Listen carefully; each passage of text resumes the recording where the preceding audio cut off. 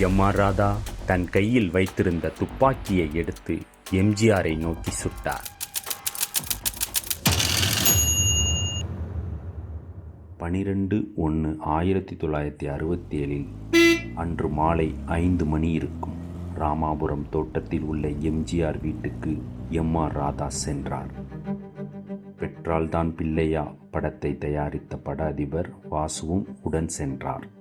பெற்றால்தான் பிள்ளையா படத்தை தயாரித்ததற்கு எம்.ஆர். ராதா ரூபாய் 1,00,000 பண உதவி செய்திருந்தார்.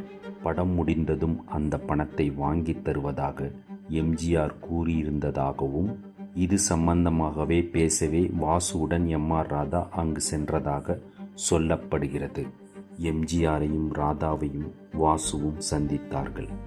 அப்போது அவர்களுக்குள் ஒரு தகராறு ஏற்பட்டது. எம்.ஆர். ராதா தன் கையில் வைத்திருந்த துப்பாக்கியை எடுத்து எம்.ஜி.ஆரை சுட்டார். எம்.ஜி.ஆர் குனிந்தார். குண்டு அவரது இடதுபுற காதில் அருகே கன்னத்தில் பாய்ந்தது. எம்.ஆர். ராதா துப்பாக்கியை தன் தலையில் வைத்து அழுத்தினார். குண்டு அவர் நெற்றியில் பாய்ந்தது. சுடப்பட்ட எம்.ஜி.ஆர் ராயப்பேட்டை மருத்துவமனைக்கு கொண்டு செல்லப்பட்டார். அவருக்கு முதல் சிகிச்சை அளித்த பிறகு மற்றொரு மருத்துவமனைக்கு அவர் மாற்றப்பட்டார். எம்.ஆர். ராதாவும் மருத்துவமனையில் அனுமதிக்கப்பட்டார். அவர் நெற்றியில் பாய்ந்த குண்டு அகற்றப்பட்டது.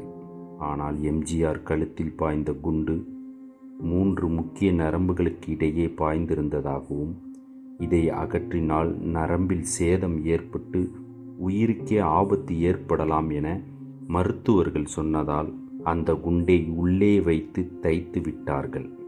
இதனால் எந்தவித ஆபத்தும் வராது என்று மருத்துவர்கள் சொன்னார்கள். பொது தேர்தல் அறிவிக்கப்பட்ட நிலையில் பரங்கிமலை தொகுதியில் திமுக வேட்பாளராக எம்.ஜி.ஆர் போட்டியிட்ட நேரத்தில்தான் அவர் சுடப்பட்டார்.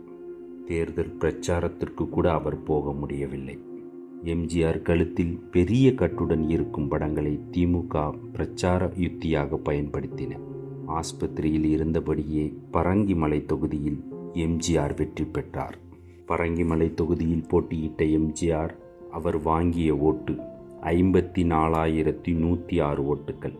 அவருக்கு எதிராக களம் கண்ட காங்கிரஸ் வேட்பாளர் ரகுபதி 26,432 வாக்குகள் மட்டுமே பெற்றார். தேர்தல் பிரச்சாரத்துக்கு போகாமல் மருத்துவமனையில் படுத்துக்கொண்டே எம்.ஜி.ஆர் வெற்றி பெற்றார். சிகிச்சைக்கு பின் எம்.ஜி.ஆரும் எம்.ஆர். ராதாவும் குணமடைந்தார்கள். எம்.ஜி.ஆரை சுட்டதாக எம்.ஆர். ராதா மீது கோர்ட்டில் வழக்கு நடந்தது. அந்த வழக்கில் எம்.ஆர். ராதாவுக்கு 7 ஆண்டுகள் கடுங்காவல் தண்டனை விதிக்கப்பட்டது. தமிழக வரலாற்றில் 1967 நடைபெற்ற பொதுத் தேர்தல் மிகவும் முக்கியமானது. அகில இந்திய ரீதியில் மிகப்பெரிய கட்சியாக வலம் வந்த காங்கிரஸை அந்த தேர்தலில் திமுக தோற்கடித்து ஆட்சியை கைப்பற்றியது. திமுக கழகத்துக்கு தனி மெஜாரிட்டி கிடைத்தது.